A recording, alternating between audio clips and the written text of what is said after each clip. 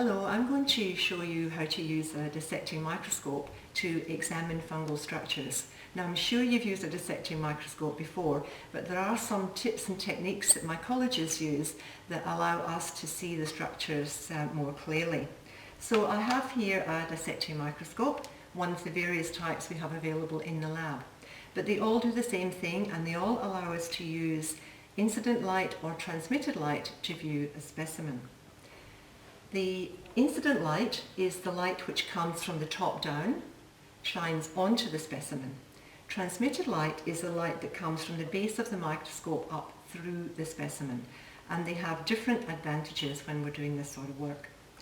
I have here a culture of Botrytis cinerea, which is sporulating nicely, and I'm going to use this microscope to examine the conidiophores and conidia in situ to choose material to put on a slide and to allow me to see the structures connected to one another without disruption.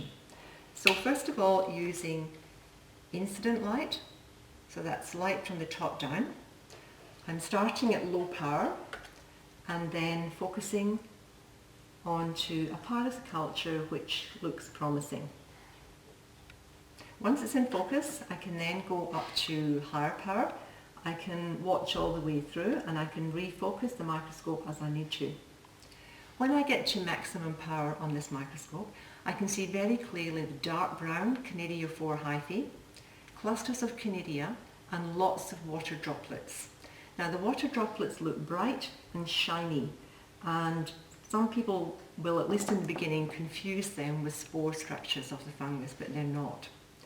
So then I'm looking very carefully for the clusters of conidia, which are the tiny little bright grape-shaped structures on the tips and sides of the conidiophore hyphae. So that was using incident light.